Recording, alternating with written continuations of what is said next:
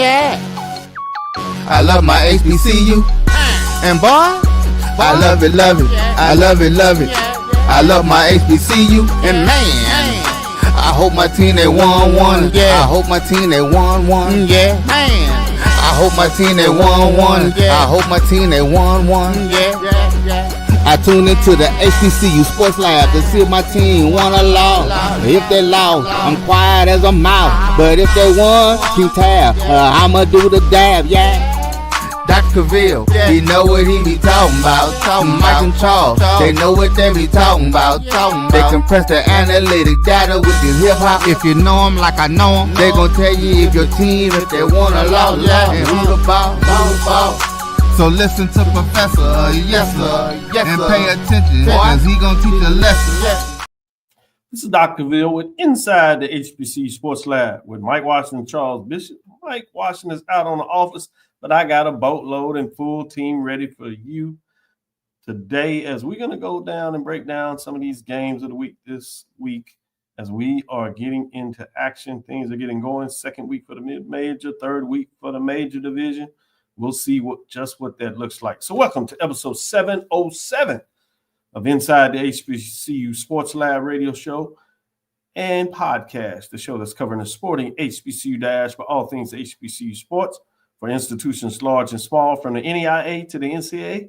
We share insights and information on the HBCU sports culture, HBCU athletic aesthetics to facilitate the story of HBCU athletic programs and the business of HBCU sports. I'm your host, Dr. Kenyatta Cavil, along with my co-hosts, Mike Washington, Charles Bishop, and the rest of the team.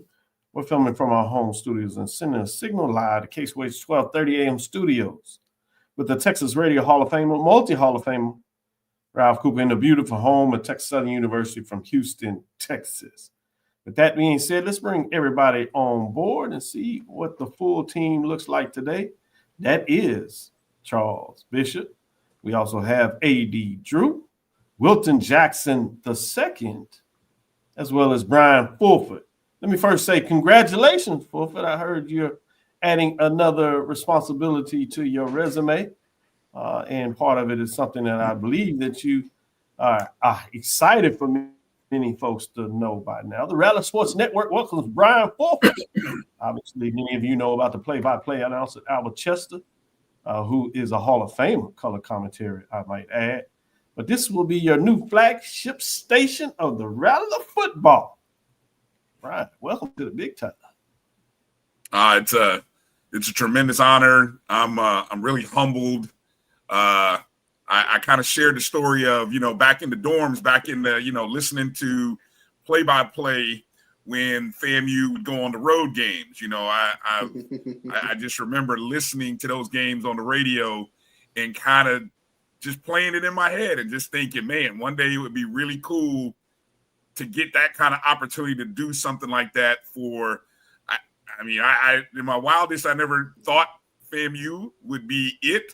I would just say any college or my favorite team, so to get the call, it was, I'm humbled and, so I'm extremely excited about the opportunity to represent Rattler football.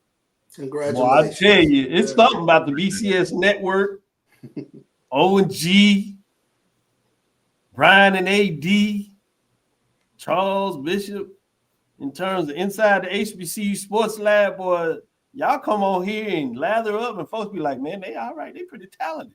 They bring them over to the side. So y'all getting stuff done. And Wilton is always hot and heavy in terms of the world he lives in. We just sharing in his space. Wilton, how you doing today? I'm doing good, Doc. Doing good. It's been a busy day, and we got a lot of games to talk about. A big weekend of football coming up, too. Yes, it is. It is. I'm excited about it. With that being said, Charles Bishop, how are you doing, my friend? Doing well, Doc. Doing well. Looking forward to this weekend. Like Wilton said, a lot of great football action. It's already got started. Fort Valley and Clark on right now. But, man, we got a lot of football to get to. Yeah, keep us updated with that Fort Valley and Clark game as we go, if you would. You seem to be going home to Jackson quite a bit. The team must be pretty good over there. Yeah. Get an opportunity to get some good catfish in my system, or a stamp burger, or whatever I decide to put in my system. Yeah, we're gonna talk about the water is wet. AD Drew, what are your thoughts about your old friend over there, Brian, and what he's up to and getting done? Well, I tell you, between y'all two, y'all covering all the space, man. Y'all don't leave no room for nobody else. That's how us Rattlers do it, man. We I like that. Take it up, man. We first of all, congratulations. Yes, I know Brian talked to me about it, told me this might be coming down the line, and just for me to be associated with him is a pleasure. I want to say I think I had a little something to do with it, because I've been his color man on a lot of broadcasts, right? And helped get it into this position. So I'm hoping, because I didn't fumble the bag when it was given to me, that it made him look better. So congratulations. And I just got one question for you, B. Is that the same shirt in the picture that you got on right now? Is that See, no, it's not. Right. I'm surprised you didn't make note of the fact that the jacket. See, the jacket is what I get ribbed on at school, because you never wear a sports coat. Thank you. Exactly. Brian in a sports coat is like somebody in Florida wearing a winter coat. It doesn't happen. Yeah. Let's get in here and get some of this news of the day, because we got a chock full of show where we really want to get to the ball game. So we won't go through with everybody, but let's see. Charles, you have something hot that you want to talk about? Well, let's start off with South Carolina State has been issued an apology by a Christian school after commentary was made during a South Carolina high school game. The remark directed at SCSU came from a public address announcer at Christ Church Episcopal School during this matchup with Riverside. So the comment was made, and the apology was issued. And South Carolina State, they responded, but with South Carolina State has stood for excellence, dignity, and opportunity for nearly 130 years. This comes from the president, Mr. Conyers. Our expectation is always that our students, alumni, and institution be treated with respect, and we appreciate the CCES leadership's immediate and decisive steps to address this matter. We are focused on moving forward in a spirit of understanding. So it brings up we're in a time and space right now with regards to this country that we need to be vigilant on our HBCU campuses, as witnessed by a lot of activity today with regards to a lot of alerts going out. So. Yeah, we had some schools, to your point, that had to sit down. Some of them were shut down for the day. Some of them until Monday to make sure they had different threats that were credible. So they had to do what was necessary. So prayers up for all those involved. I think a couple of them were able to lift the threats, but still, you're right. We're in a position now where we must remain vigilant in terms of ourselves, our loved ones, friends, colleagues, and beyond that, our institutions in terms of HBCUs that we cover. Well said, and I appreciate you opening up from that perspective. Let me go to you, Wilton. What news do you want to bring to the table? Well, I'm just going to kind of bring back the top attended games from week 2 of HBCU football, since we got another big slate of games coming this weekend. As no surprise, Grambling State versus Ohio State had 100,624 in attendance. South Carolina State versus South Carolina had 79,705. Bethune-Cookman in Miami had over 60,600. North Carolina A&T versus Central Florida generated about a little over 44,000. Texas Southern California had about 35,898. The Jack State versus Southern Miss game generated a little over 32,000. Norfolk State and Virginia State generated 22,396. Mississippi Valley State versus Tarleton State generated 21,330. FAMU versus Florida Atlantic generated a little over 21,000, and North Carolina Central versus Old Dominion generated about 18,111. Interesting. The only FCS matchup on there is number 8, Mississippi Valley State and Tarleton State. You do have a HBCU matchup that comes in at 7, but it's a major division versus a mid-major, meaning FCS versus Division II, sitting at 22,396. So fascinating when you kind of see that. I'm glad you broke that down. Let me go to 80 Drew and see if there are some items that he wants to talk about. Well, I'm not going on script, which is nothing new for me. But I was just thinking about it. Obviously, not obviously.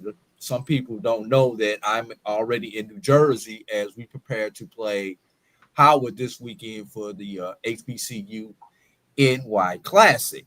And when I was in the lift heading to the hotel today, and I just looked to my right, and I shared the picture in our group chat. It's like, damn, it's been 24 years. And I just pulled out my phone and snapped it. And those who do not know what I'm talking about, today is 9/11. Mm-hmm. So it's been 24 years. And for me, it just kind of clicked on me because I lived in Manhattan for a little while prior to the attacks in 2001. So I saw what Manhattan used to be like. So it was just kind of a surreal moment for me. Just looking across from the Jersey side to lower Manhattan.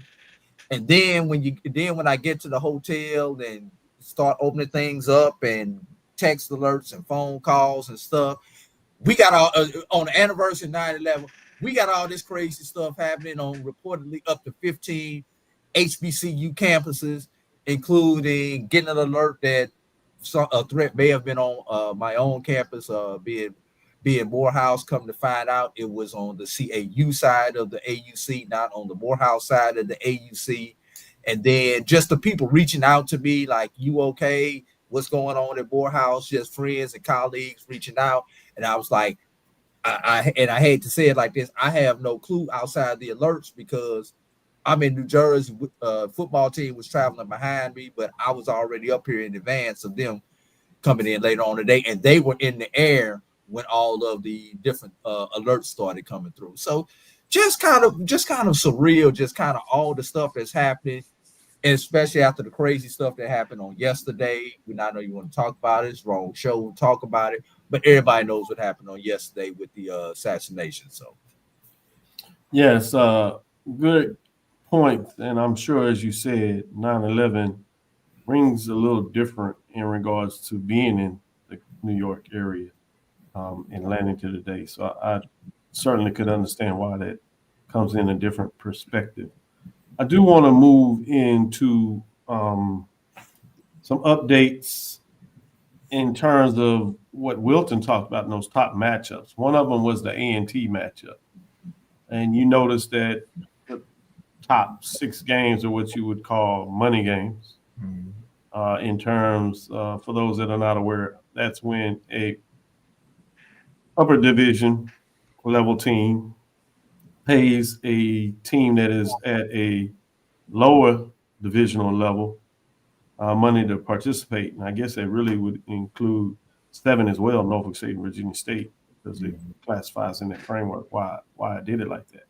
But the A&T game came out, and you had some remarks, obviously, with the Grambling State, Ohio State on media day with the coaches, talking about their concerns, what the game looks like, and specifically A&T coach really voiced some current concerns, and you can understand why when you talk about the fact that he told everybody he lost 3 quarterbacks in that matchup. And you've heard about that before, and you've seen it. Usually it's not to that level, but that really concerned him in terms of whether his team should be playing at that level. And then obviously it's team by team, certainly a framework of where your team is in terms of conditioning and how talented they are at the time that they're playing these games could put in that. But it creates a whole different conversation. One of the things I've always put out there had less to do with injuries, but more to do with in terms of brand association and what does it look like from a marketing connotation, denotation framework, and what it does to your brand out there when you play these games. So something that I'm aware of. I kind of bring that up.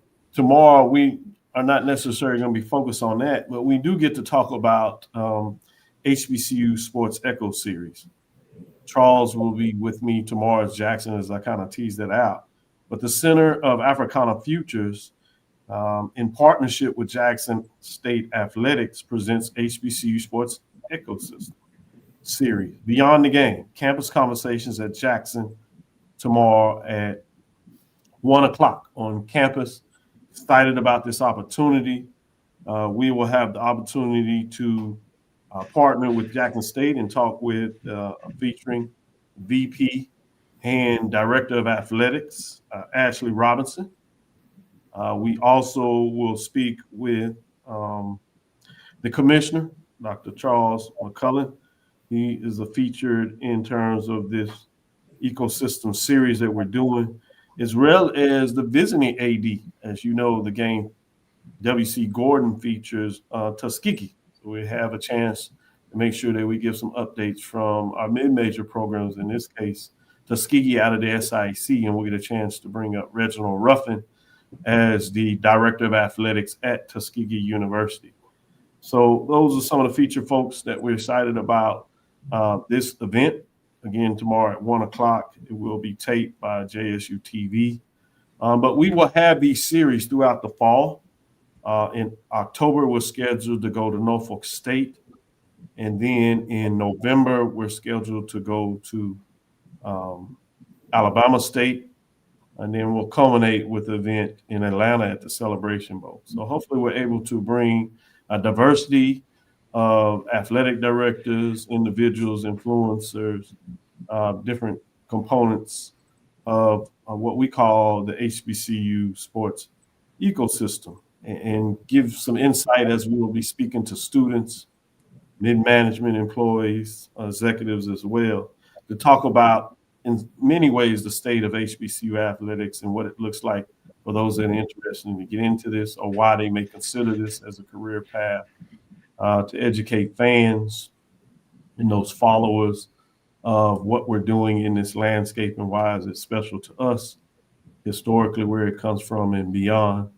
Obviously, we'll talk about some of the modern things in terms of NIL and other components of the game, if you would.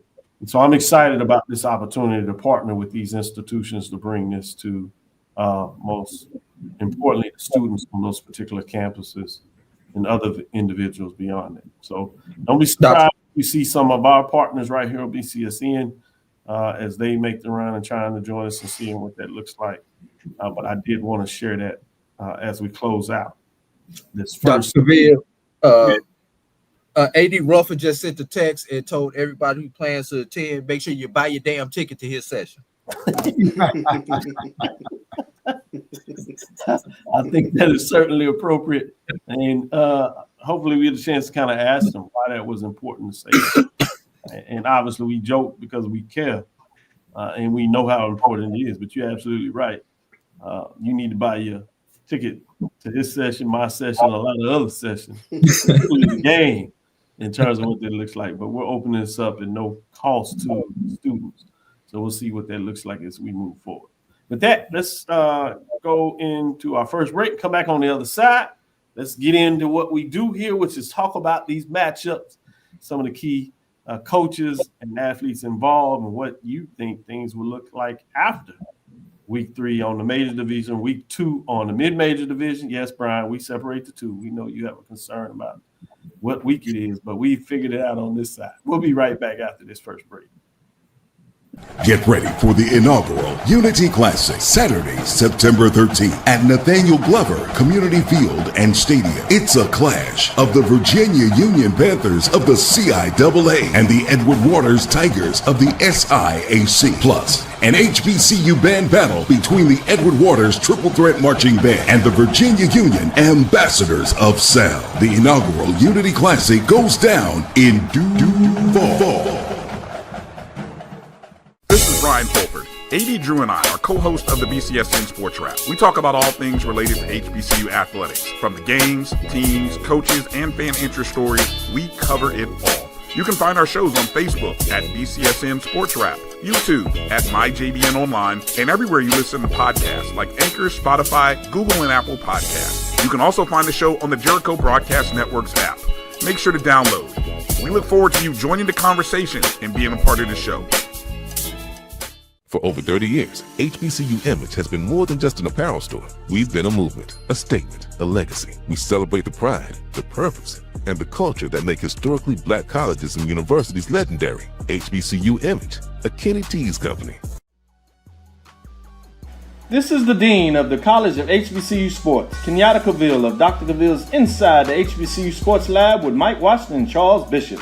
Come mix it up in the lab where the course lecture is in session every Tuesday from 6 o'clock p.m. Central Standard Time on Facebook Live, YouTube Spreaker, or the BCSN app, as we discuss all things about the HBCU sports culture, including exploring the week that was in the sporting HBCU diaspora, as well as the upcoming week of HBCU sports. With me, the Dean, the College of HBCU Sports, on Dr. Cavil's Inside the HBCU Sports Lab with Mike Washington and Charles Bishop.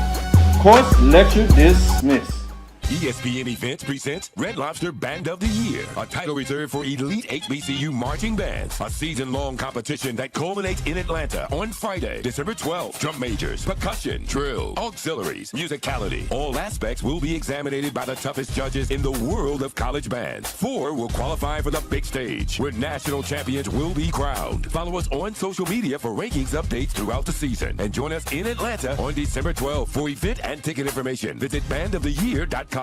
Compress the analytic data with your hip hop. If you know them like I know them, they gon' tell you if your team, if they want a lot, and who the ball. So listen to Professor, yes sir, and pay attention, cause he gon' teach a lesson. This is Dr. Cavil with Inside the HBCU Sports Lab. We're here with the professors. It's Professor Jackson II, Professor Bishop, Professor Fulford, and Professor Drew.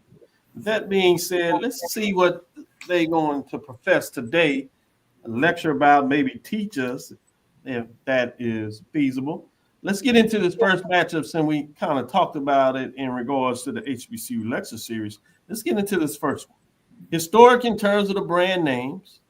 Obviously, the records are not bad as well. We have number 4 at the mid-major level. Tuskegee Golden Tigers sit at 2-0, 1-0 in the conference race. They're on the road in Jackson, Mississippi. Always a tough place to play, particularly as of late. You have the number 1 major division, Jackson State Tigers, sitting at 1-1. Let's see who wants to tackle this first.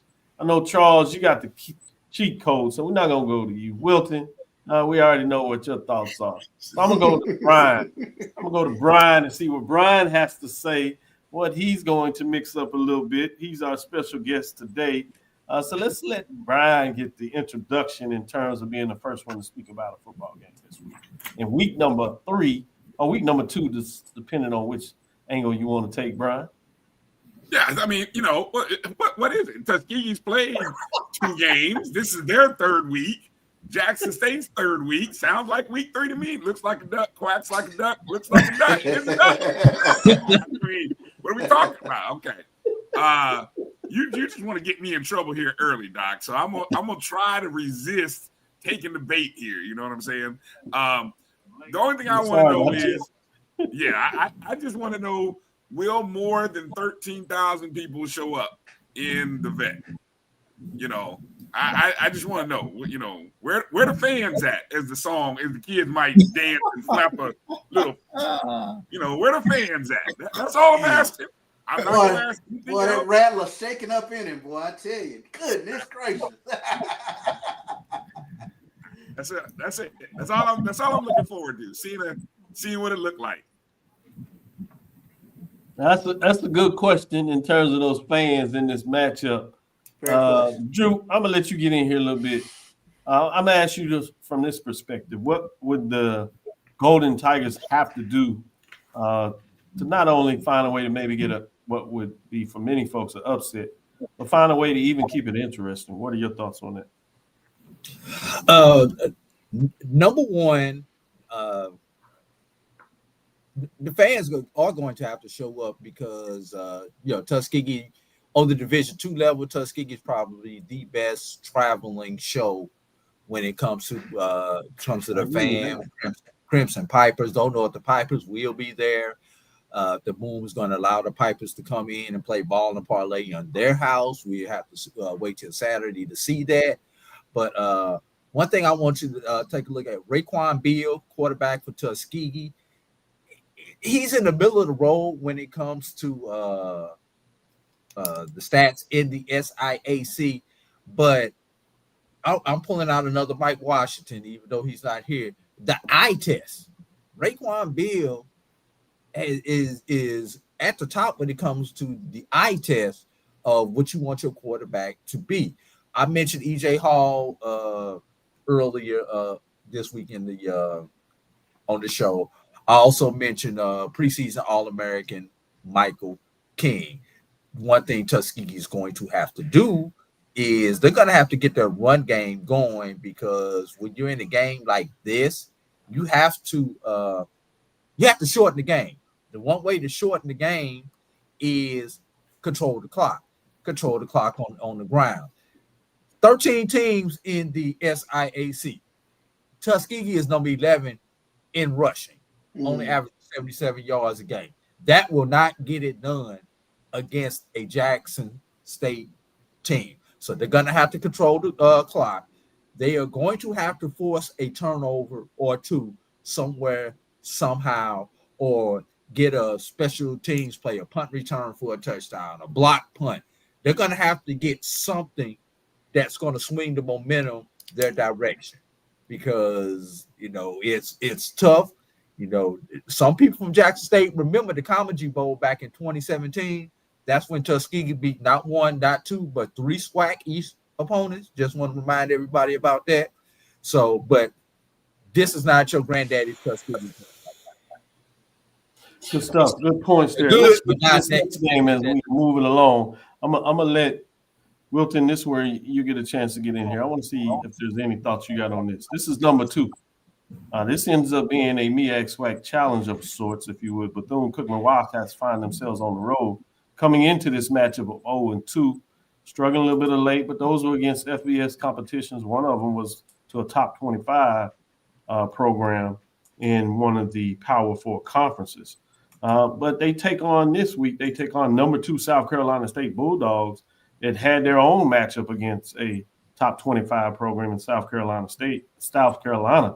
the state in terms of the Bulldogs. Played, in most people's eyes, well in that matchup. What do you think about Bethune-Cookman Wildcats on the road at number 2 South Carolina State Bulldogs? I look at this game and tell myself it's hard to win in Orangeburg.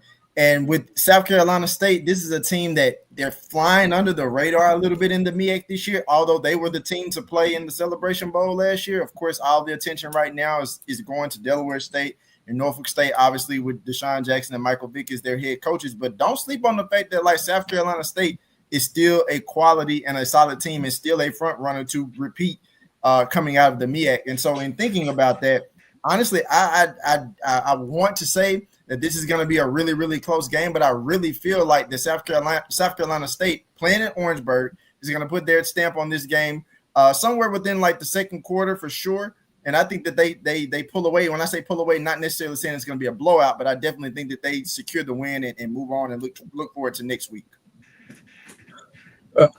Dr. Cavil, update. About 14 minutes ago, Fort Valley just went up on Clark Atlanta 7-0 in the second quarter. We're moving in there, talking about another mid-major program. Let's go with the hot team in terms of number 3, Alabama State and Miles. Miles has struggled this year after having some really good football. Mid-major while Miles Golden Bears come in at 0-2, 0-1. They're on the road in the Hornets' nest at number 3, Alabama State. In terms of those Hornets, are 1-1 on the season. Charles, what are your thoughts on this match? Yeah, I think it's another opportunity for Alabama State to continue to pad the resume. I mean, they've looked good in their first 2 games. When you take a look at the offensive output against UAB, and then they got things up and cooking against Southern. So they've jumped out really well. I'm looking for a spirited defensive effort to something that they kind of followed up on with regards to playing Southern and seeing how they can kind of shut down this Miles offense. Hadn't seen too much out of Miles offense, and we said this was going to be a struggle year for the Miles Golden Bears. I see this being another struggle game. I think Alabama State will win big in this one. Good stuff. Let's take a second break and come back on the other side. We'll talk about a couple of other major division games. We'll look at 4 through 7. Number 6 doesn't have a matchup, so we'll see about that. Let's take this next break and come back on the other side and get their thoughts on some of those matchups as well. For over 30 years, HBCU Image has been more than just an apparel store. We've been a movement, a statement, a legacy. We celebrate the pride, the purpose, and the culture that make historically black colleges and universities legendary. HBCU Image, a Kenny T's company. ESPN Events presents Red Lobster Band of the Year, a title reserved for elite HBCU marching bands. A season-long competition that culminates in Atlanta on Friday, December 12th. Drum majors, percussion, drill, auxiliaries, musicality. All aspects will be examined by the toughest judges in the world of college bands. 4 will qualify for the big stage, where national champions will be crowned. Follow us on social media for rankings updates throughout the season. And join us in Atlanta on December 12th. For event and ticket information, visit bandoftheyear.com. The human voice has always connected audiences with experiences. Major brands all across America have trusted Kever's voice time and time again. Conversational, powerhouse, intelligent, and sincere. That's the voice you need for your creative marketing process. KEAVERSVOICE.com. Kever's Voice, Kever's Voice, KeversVoice.com. Always on, all the time. The Cavil Group is a Florida-based marketing and training consulting firm. We help businesses communicate to their target audience and engage them in conversation. We also help to expand their audiences, which will ultimately result in growth for those organizations. In addition to being a certified constant contact specialist, my colleagues and I are also certified in John Maxwell Leadership Principles. We use these proven principles to conduct workshops, training, and private coaching sessions for individuals and companies looking to take things to the next level. Contact us to schedule a free consultation. Issues today, don't delay, call Cavil. Get ready for the inaugural Unity Classic, Saturday, September 13th at Nathaniel Glover Community Field and Stadium. It's a clash of the Virginia Union Panthers of the CIAA and the Edward Waters Tigers of the SIAC. Plus, an HBCU band battle between the Edward Waters Triple Threat Marching Band and the Virginia Union Ambassadors of Sound. The inaugural Unity Classic goes down in Duval. Compress the analytic data with your hip hop. If you know them like I know them, they gon' tell you if your team, if they wanna lose, and who the ball.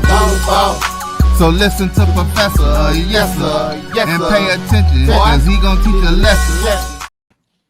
This is Dr. Bill with Inside the HBCU Sports Lab. Let's get right back into it and look at going into number 4 matchup. I'm gonna go to you, Drew, in terms of this matchup here. This is Fayetteville State Broncos come in 0-2. They are struggling. Many thought they might have a bounce back season, but it's a little early and not so far. But they had number 4 North Carolina Central Eagles that are 1-2 on the season after opening up things in the MEAC SWAC Challenge. That's the Cricket MEAC SWAC Challenge. They've stumbled a bit. One of them was playing up. But with that being said, do you think the Eagles will have any trouble at home against the Fayetteville State Broncos, AD? They shouldn't. They shouldn't, but who knows? Fayetteville, out of the 11-team CIAA, they ranked number 8 in total offense, scoring averaging 17 points per game.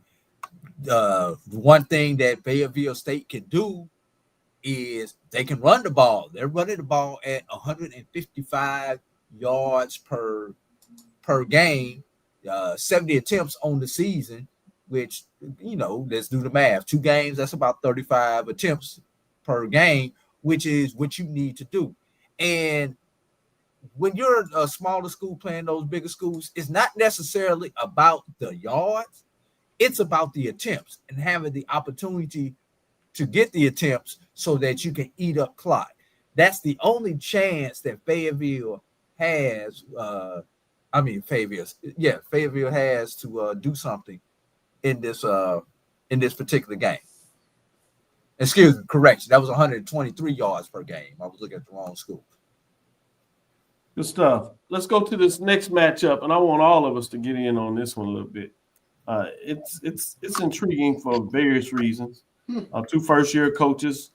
This is the first year of a 4-year series that will go between Huntsville and Nashville. This first one is in Nashville, and then it'll alternate between the cities. You have number 5 Alabama A&M Bulldogs 1-1 that looks to continue to make a statement. They're at Tennessee State Tigers that wants to continue to get it right as well. They're at 1-1. This is fascinating. I want to get a couple of folks' thoughts on that. So I'm going to go to you, Brian. What are your thoughts in terms of this matchup in terms of the A&M Bulldogs? I'm curious, what is it about Alabama A&M that makes them worthy of being number 5 versus Tennessee State?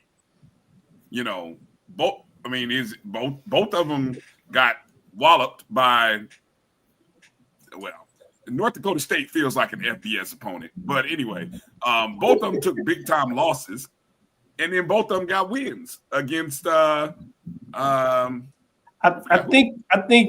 think one thing I do want to set up there, and I know where you're going with this, but as I said, on this one, we play week-to-week polls. And you look at the fact that Alabama A&M didn't start in anywhere by this poll. They lost the first week, and then they got a win last week. Tennessee State started in the poll. They lost. They won, and then they lost last week, so they dropped out of the polls. So once we get more data points, you'll probably get more information. I don't think we look at it from our perspective in terms of the poll rankings, just so as you asked the question in terms of holistic, we go week to week. Well, okay, so looking at it then, to me, where I was eventually going was to say that I feel like this is such an even matchup, even though it may look on the surface ranked versus unranked. I think I would not be surprised to see this within a 3 to 6 point game, one way or the other. I don't know if home field advantage really factors in, given what Tennessee State historically does. So if Tennessee State gets more than 8,000 people, which would be the improvement from the 4,000 that they averaged and surpassed from game 1. Damn. Right. Putting up folks left and right from segment to segment. Look, you held me out from talking about Bethune in the last segment, so I gotta get somebody. I gotta chop somebody up. So I see. Go ahead. You're doing a good job at it. Let me say that. I mean, look. So with all that said, hopefully we get an even matchup, and like you said, the data points too hard to really tell what we get. But this is it's good to see these two teams play. I mean, I think anytime you get some non-traditional matchups, it's a good one. Good stuff. In all seriousness, Brian. Good stuff. Charles, what are your thoughts? Yeah, I think with this one, I'm taking a look at can Tennessee State play keep away from Alabama A&M's offense. They had a huge day against Alcorn, 41 points. Cornelius Brown, 260 yards in the air, another 70 or so on the ground. You got to keep that high-octane offense off the field, and you do that with a good, strong running game with Kendrick Grimes. So the question for me becomes, can Alabama's A&M, can they stop Kendrick Grimes in this one? Because I think you're going to see a heavy dose of Kendrick Grimes. And then I think, Tennessee State playing at home, not much of a home field advantage, but I like them playing in Nashville. Wilton, you want a piece of this? I do. I think that this is going to be this. Number one, it's a very intriguing matchup. To your point of Dr. Bill, when you said two coaches in the first years of their respective programs, former NFL, since that's the thing that's going around. Yeah, and not only that, but I think that this is going to be a close game. And I also think, but I do give my edge more so to Alabama A&M. I think that the way that Cornelius Brown and Maurice Edwards in their rushing attack has been really, really strong in the first couple of weeks. Obviously, Alabama A&M coming off of a win, a good solid win against Alcorn. And, of course, Tennessee State, they played North Dakota State last week. And then they inched by North Carolina A&T. And I was thinking about that as Brian was just talking about which team puts, a team at number 5 versus being unranked. I guess because we don't really know what North Carolina A&T is really going to look like, Not after losing 3 quarterbacks. So even if they're gonna be okay. Exactly. So I give a little bit more credit to A&M, and I think that as long as A&M can continue to move the ball the way that they have, I feel like the defense is going to be able to make plays and do what they need to do to be able to at least slow down Kendrick Rhymes, because I don't think there's a team that will actually just shut him down. And I think the other pause with Tennessee State, and again, they played North Dakota State last week, is this quarterback situation. Who's going to be the guy? Who's going to be the main guy? And we've said this before. Every team needs a solid quarterback, and if you don't have a solid quarterback in your offense, then you're probably not going to win very many games. So I'm giving my edge to Alabama A&M. I'll take that. Good points. Unless A&T is hiding the defense that we saw with Alabama State last year, maybe they can bring in a wide receiver. No, Brian's like, no, never mind. All right, AD Drew, I'm gonna give you a chance to talk about this matchup as well. Hey, Brian, remind me, who did Tennessee State get their win against?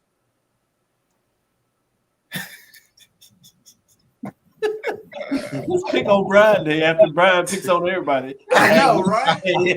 I got you since he don't want to answer you, AD Drew. That's a good point, Drew. That's a good point. Good point. All right, you say. All right. And who did at Tennessee State lost to technically an FCS program, whereas Alabama A&M's loss was to an FBS program. So technically, Tennessee State's loss is to a peer, and I keep saying technically because we know North Dakota State is not your average FCS. Speaking of them not being your average FCS, the question we need to ask about Tennessee State is how not an SEC team just like if they were coming off of a FBS opponent. So that's why you have to lean towards Alabama A&M despite being on the road in this particular matchup. Alabama A&M came off of I won't say a convincing victory, but they pretty much had that game in hand against Alcorn. It was competitive, but A&M controlled it. So A&M on the road, double digits. All right. In terms of this next matchup, obviously we won't have Drew get in here because he's putting in work. Literally, he has. Oh, let me cut my camera off. You don't have to cut it off. I will say one thing. Yeah, no, because we might talk bad about discuss somebody, this. So I just want to cut it off. I just want to hear this. Last show, our last victory was 1992 when we won 7-0 against Howard in a monsoon. Oh, the game that was a sophomore at Jackson State, didn't you? Yes, that was our last victory against Howard. Now I'll remove myself. Okay. I'll ask you, gentlemen, these. Is there any way Morehouse can win this game? Yes or no? Brian? No. Wilton already shaking his head. Absolutely not. Yeah, Miles Scott will have to play out of his head, but no, I don't see it. Yeah. Even if Miles Scott had a perfect game, they wouldn't win this game. Yeah. Exactly. Let's go to our next one, which is another major division game. Fort Valley had the ball on about the 7-yard line. Bad snap by the center in the gun. Ball wound up in the end zone. Fort Valley landed on it, but it was for a safety. Score is 7-2. 12:33 remain in the second quarter. Good update. Thank you. Man, Brian, he coming for your job. Brian said he ain't ain't say you're pointing now he coming for it. He ain't even worried. We're good. Drew, let's go to the next one before we take our last break and get into this last major division game, which features a mid-major program. Then we'll go into the mid-major matchups. With that being said, we have what is essentially a top 10 matchup. It happens to be mid-major versus major. Number 9, you have Bowie State Bulldogs. They got a win last weekend. So according to Brian, it makes sense they're in week 2. Now we have Delaware State. They played 2 games. Number 8, Delaware State Hornets, winning a thrilling game for many of us that we couldn't see because of the rain. Although we watched it early going back and forth. They come in at 1-1. So for them, it's week 3 in terms of what that matchup look like. So who wants a piece of this one? I'm gonna let you all pick. Oh, I'm excited about this one. All right, go ahead, bro. I really am. I mean, that's why I want to know. Go ahead. Yeah, no, I mean, what I like about what I'm seeing from Delaware State, from their running back and their quarterback, they seem to have offensively found two playmakers. Yeah, and you can be in ball games even with an average defense when you have playmakers at some key positions. And that's encouraging. Like, that's the total opposite maybe of what his teammate down in Norfolk has. Deshaun Jackson's former teammate down there. So that's encouraging. And Bowie State, do we really know what Bowie State has? No, not yet.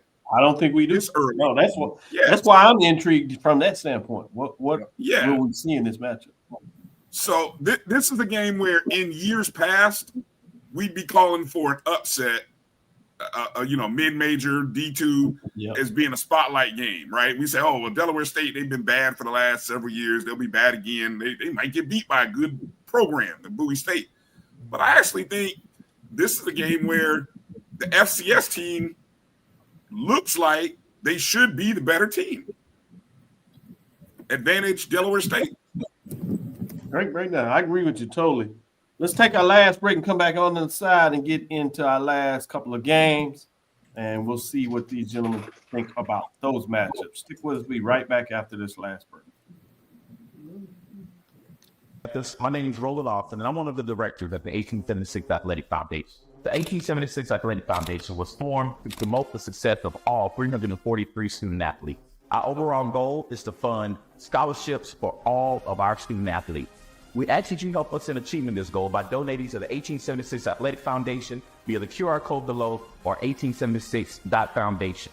Your generous donation will help us continue to assist the needs of all of our Panther athletes. Thanks, and go Panthers. ESPN Events presents Red Lobster Band of the Year, a title reserved for elite HBCU marching bands, a season-long competition that culminates in Atlanta on Friday, December 12th. Drum majors, percussion, drill, auxiliaries, musicality. All aspects will be examined by the toughest judges in the world of college bands. 4 will qualify for the big stage, where national champions will be crowned. Follow us on social media for rankings updates throughout the season, and join us in Atlanta on December 12th. For event and ticket information, visit bandoftheyear.com. Compress the analytic data with your hip hop. If you know them like I know them, they gon' tell you if your team, if they wanna lose, and who the ball. So listen to Professor, yes sir, and pay attention, cause he gon' teach a lesson. This is Dr. Cavil with Inside HBCU Sports Lab with the team here for our last segment as we get going these matchups. AD Drew, you got any other update you can share with us in terms of what's taking place? For all those that don't know, stick with us, but you can tune in to ESPN2, then mute down and listen to us as you watch HBCU football, Clark Atlanta and Fort Valley State. Drew? Clark Atlanta took the free kick and almost gave it back to Fort Valley. Man on the free kick, he actually buffed the ball, but it was recovered by Clark Atlanta. Fort Valley was offsides on the free kick. Clark Atlanta started moving the ball, and then the yellow handkerchiefs came back out on the field. So right now, Clark has the ball 1st and 10 on the 20 going in, and there's another handkerchief, y'all. Looks like this is going to be a false start, which is going to bring up 1st and 15 for Clark from the 25, and they're going in. Handkerchief game. With that being said, let's get into another mid-major, major division. Talked about this a little bit on Tuesday, so we won't go too far in there. This is intriguing for me. I'll talk about this before we move to the next one. Will we get a chance to see if Grambling has returned to a semblance? I'm hearing some folks believe that they're going to be back in the football business. Kentucky State is one of those teams we don't think much about in terms of mid-major programs, but because people don't necessarily get up for them and they tend to do some different things on offense at times, they can be that team that can be a little bit sneaky. I remember the wishbone, yeah. Exactly. So I'm kind of fascinated from that perspective. Will we get any further indication that Grambling is taking the next step, and we need to keep another eye a little closer on Grambling, or will we say, all right, Kentucky State may be the team we need to keep an eye on? With that one being said, this is one that I think all of you all might want to get a piece of from this perspective. Let's go to that next game. This one is a top 7 matchup between CIAA and SIAC. Trophy game from this perspective. Whoever wins this will win the series between the SIAC and the CIAA. Both conferences teams have won 3 apiece. So this is a final one. But what's even more special about this is the top 7 matchup. Both teams come in undefeated. We know what we think Virginia Union Panthers are, that they will be in the mix. They had solid win earlier, but they've only played 1 game. You have Edward Waters. They played 2 games. Both of them have been conference, and they've looked pretty good in both matchups. So they are 2-0 in those contests. And with that being said, I'm intrigued in what these gentlemen have to say about that. Charles, you want to give us some thoughts in terms of this 1 versus 5 matchup? Well, yeah, it is intriguing, especially when you take a look at Edward Waters with Noah Biden behind center, and the fact that he can put the ball up and he can sling the ball around a little bit. But what this game comes down to me is, does Edward Waters have the ability to stop Curtis Allen and stop Virginia Union's running game? I think that's where the crux of this game lies. And then I still like Virginia Union's defense to go out there and get after Noah Biden a little bit. So I'm going to go with Virginia Union, go down to Jacksonville and go get the win. Oh my. Wilton? I'm going to lean towards Virginia Union. Coach Parker and what he's doing with their program, I mean, they're essentially, it feels like they're just kind of reloading in a way. So you see this, both of y'all see this almost as a program type of. Go ahead. Absolutely. Not only that, and I don't even give this credit to Noah Biden, because I mean, for those of us that remember when he was at Southern, to see what he's doing now, like it's not necessarily a surprise. So it's good to see that he's taking those steps and leading in Edward Waters' program that, like I said, up to a 2-0 start. Like this is a offense that if he's going, they're going. And so you have to give credit to Brian Jenkins and what he's doing with that program. But I definitely think Virginia Union comes out of this with a win. Good stuff. Brian, you want a piece of this? Oh, I think 100%. This is a prove it to me, show me game for Edward Waters. We know Virginia Union can go on the road and win big games. I don't know if Edward Waters has shown themselves in these type of matchups to be at that level yet to get the win, or that they can, keep it all together. New coach, new quarterback. So this will be interesting to see. And I'll tell you, Edward, I'm saying this less about Virginia Union, but I think if Edward Waters wins this game, watch out in the SIC. Got a new. I think they're they win for sure. 100% legitimate contender to be there in the SIC championship game if they get this win. Even if they play well and lose, I think it'll say something about where they're at. So, but I got Union winning this. I like that. You had me even more interested in this. Good breakdown. Drew, you give some final thoughts on this matchup? Obviously, this is going to be a conference biased opinion. Just want to make sure everybody understands this. Because we Commissioner Holloman made it a point that we had to get this conference series back.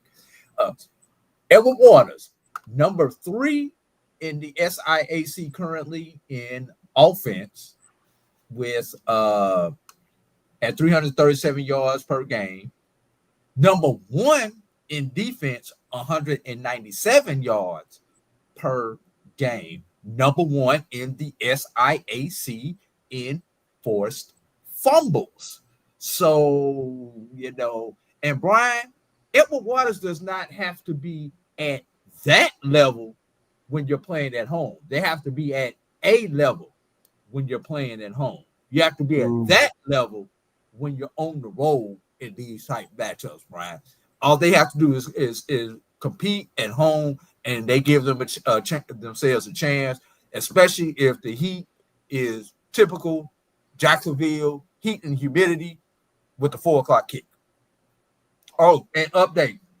Zy McDonald hits Ronnie West at the back of the end zone for a 13-yard touchdown. 8:58 remaining in the second quarter. Clark Atlanta 9, Fort Valley 7. Okay, we got a good one. Mm-hmm. With that being said, let's go to this number 2 team. I'll ask you from this perspective. Anybody believe that Golden Bulls will not get this done? No, it's silent. Elizabeth City. Wait, hold on, Dr. Cavil. Elizabeth City, one of the top rushing teams in the CIAA. They will have to shorten the game. Elizabeth City as a team will have to go for over 2 bills to give themselves a chance. To give themselves a chance. I didn't say they was going to do it. But that's so you're saying there's a chance? No, there's no chance. If they could get 2 bills on the ground, they have a chance. I love it, Andrew. That's how to get in there and make sure people understand how it must happen. Let's go to a number 18, Benedict Tigers, Central State Matadors. This is intriguing to me. Can anybody tell me, do they think Benedict Tiger is back to some level of what they were 2 years ago? Defensively, they are. Yeah, that's about it, though. Yeah. You don't see it on the offensive side, Will? Not yet. No, it's still too soon. Yeah. So they'll get this victory, but it's not enough to get us to think about it. Well, let's go into one touchdown in the last 90 minutes for Central State, Dr. Cavil. One touchdown in the last 90 minutes. Well, let's move on past this SIAC game. Let's get back into some SWAC matchups. This first one is still going to keep us in the SIAC. This is Albany State Golden Rams, Florida A&M Rattlers. Obviously, if you watched ONG Strike Zone, you got a chance to kind of get in a little bit of this among some other talk that they talked about as well. Albany State Rams come in at 1-0, while FAMU Rattlers come in 0-2. They have played the FBS program in terms of one of their matchups there. So you must consider that. With that being said, I'm going to start with you, Wilton. So when I think about this game, I'm going to be honest. In previous years, we've been talking about FAMU. Sorry, Brian. We've been talking about FAMU, Jack State, Alabama State, kings of the SWAC East, but potential contenders for SWAC East crown, SWAC championships, all of that. Right now, in the first couple of weeks of what I've seen from FAMU, that's not what I see. And I am a little alarmed. I'm not gonna lie to you. So when you have an Albany State team that comes in, looks very solid, they won 2 games. They have a lot of talent on that team as well. This is intriguing for me. I know they're playing at Bragg, and I'll be the first person to say it's hard to win at Bragg, which it is. But if FAMU is looking the way that they've looked in the first couple of weeks, there is a possibility. A possibility that Albany State could find a way to get a win. Not to mention Albany State coach, we know the historical ties to FAMU. Albany State has a very, very solid crew on defense, of course, too. So what FAMU team we're going to see, I hope it's one that's energized, because I was reading a story today in the Tallahassee Democrat, shout out to Gerald Thomas, and it was talking about Cozy, how he said he wanted to evaluate all positions after his last game. So you're saying Jet Petty will see action in this game? Potentially. Okay. Yep. So this is not one of those games. Oh, well, FAMU got it in the bag. Let's just check it off. You want to tune into this game just to keep an eye on it. Just to keep an eye. Charles, where are you with your eye this weekend? I'm a little scared with regard for FAMU, especially if Isaiah Knowles gets up and going in this game. We know he can sling it around. He's accounted for 7 touchdowns last week. But, I just need to see some stability out of FAM's offense. I know they got playmakers, but you got to have a trigger man. And you got to have a trigger man to get them the ball. So that's one of the things I'm going to be looking for in this game. I think FAMU will win the football game. I think you're going to have to rely on the defense to kind of create a turnover. And then, at some point, I think the offense does get on track and they start looking like the FAMU that I expect them to look like. With that being said, Brian, I know not only are some folks looking for a quarterback, but also some folks want some consistency from the wide receivers to make sure they hold on to the ball. I'm gonna ask you from this perspective. What do you want to see from the FAMU that would make the faithful, not necessarily you, but the faithful, feel more comfortable about being able to talk for the Rattlers in terms of what you want to see in this game? I think folks want to see at least about 3 touchdowns scored in this game. Being able to score over 21 points would be helpful. That's where it starts. I mean, really, and it would be nice to get a lead early. FAMU has not led early in the first quarter, so that too would go a long way towards easing the worries and concerns by halftime. Good point. So I mean that's probably the 2 biggest things I think that folks want to see. Everything. I just always find it amazing. Drew will tell you I used to drink the Kool-Aid and try to say, oh, maybe the little guy, the D2 can knock the FCS, or the FCS can knock off the big boy. I've taken enough licks and bruises to know when to say when. So I'm not picking one doggone D2 to beat the FCS. The same way I'm not picking one FCS to beat a FBS. Not doing it. I've taken enough licks. I've been in the cut long enough. I'm good. So learn your lessons about being in the cut. I understand it. Drew, I'm gonna ask you from this perspective on this matchup. What do you believe the fans want to see from a defensive perspective from the Rattlers in a matchup such as this? Brian say he only wanted to see the offense score 21. You want to see your team win by 21 or more, not just score 21 when you're playing a Division II opponent, Brian. Which means we got to see the defense give up under 40 a game, because that's what it looks like they're doing every game. We want to see the defense hold the Albany State running game at bay and keep them to third and long predictable situations, because they are averaging 240 yards on the ground. They have the number 2 and the number 4 individual rushers in the SIAC.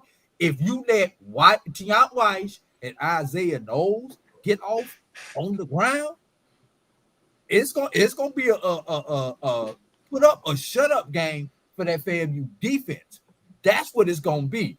And if they get shut up or shut out, as I like to say, it's gonna be ugly in T-Town. That's fair. That's fair. Let's go to. I agree with you, Brian. That's fair.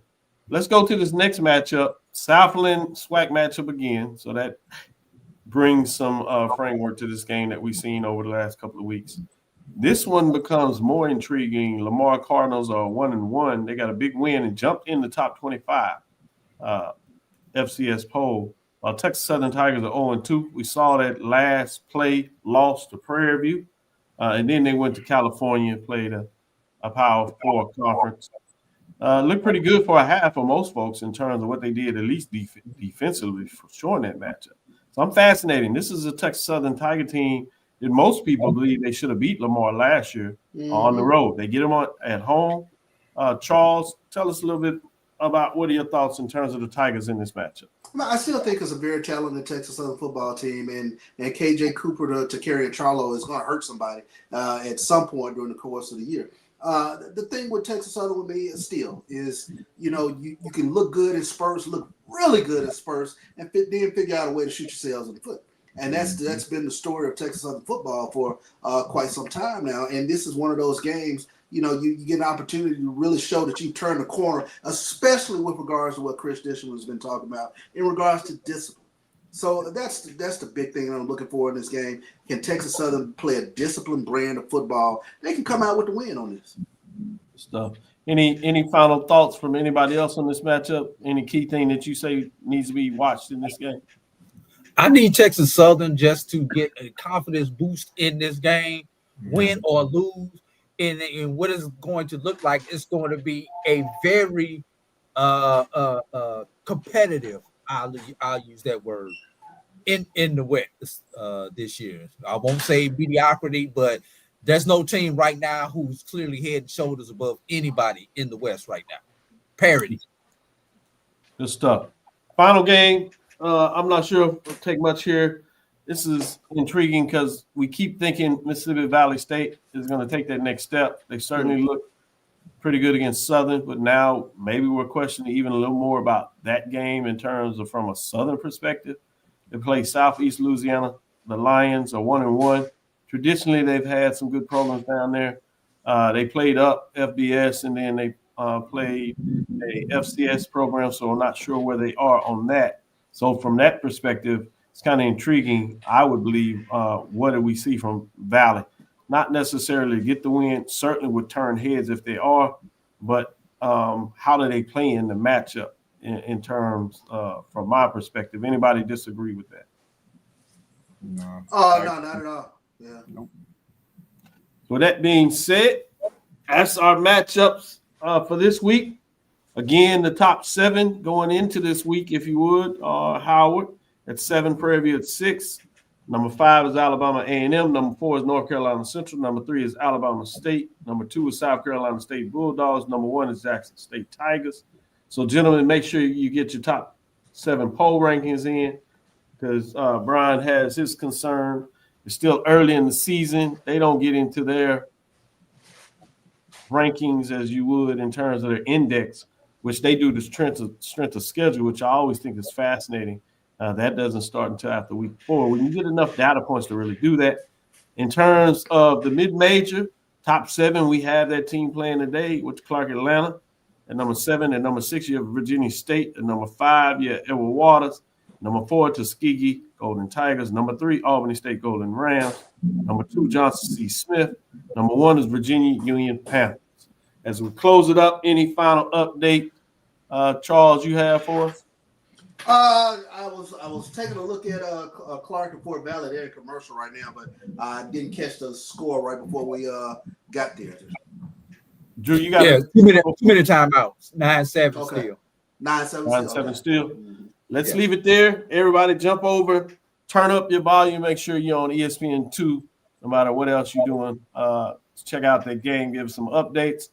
Be safe this weekend. Have some fun at your neighbor HBCU football game. Again, we're excited tomorrow. Charles and I will bring you the HBCU Sports Lecture Series at Jackson State University, presented by the Center of Africana Futures in partnership with Jackson State Athletics. I look forward to that at 1 o'clock tomorrow in the Jackson State University in terms of their ballroom there in the Student Center. Thank you for listening inside the HBCU Sports Lab. Make sure you share our podcast with your friends and colleagues. I am Dr. Kenyatta Cavil, the Dean of HBCU Sports, coming from inside the lab in the College of HBCU Sports with Mike Watson and Charles Bishop. I want to shout out and thank Charles Bishop, obviously, for always getting it done. Look forward to doing our thing tomorrow, Charles. Wilson Jackson II, Brian Fulford, 80. Drew, thank you for finding a way to bring some of that sports rap to the inside the HBCU Sports Lab and giving you updates. Look forward to seeing them on Sunday when they'll get a chance to break everything down in the long format and really look at some games. We'll see, as Charles would say, who's on the ledge that Sunday morning. I guess it's about that time. I don't know if he's still debating with coaches or not, whether you can start moving people to the ledge. We're moving past the early state. We'll see where that is with some folks. Check us out in the morning on Sunday as we bring it to you in terms of inside the HBCU Sports Lab. We'll unveil the major divisions top 7 teams. Also, make sure you check out Carlos on Saturday before your football game starts the weekend. We look forward to doing that. Again, thank you for listening to Dr. Bill's Inside the HBCU Sports Lab with Mike Washington, Charles Bishop, every Tuesday and Thursday at 6 o'clock, Sunday at 9 a.m. That is Central Standard Time. We look forward to next week as we discuss the latest in the news in the lab. Follow me, Dr. Kenyatta Cavil, that's DrKenyattaCavil. That's Threads, Facebook, and Instagram. Inside the HBCU Sports Lab 1 on Facebook. On YouTube, we're inside the HBCU Sports Lab. As you know, dream big, continue to move forward. We will talk with you soon. Charles? Of course. Wilton? Lecture. We're gonna see if we can get the sports rap to do it right. 80 Drew and Brian Fulford. Dismissed. 2 weeks in a row, man. 2 weeks in a row. I should have went back for Wilford. Wilton, you had it down. You and AG. Brian, Man, come on. We show some love. Me and AD just linked up, man. All right. We'll see y'all later. All right. I'll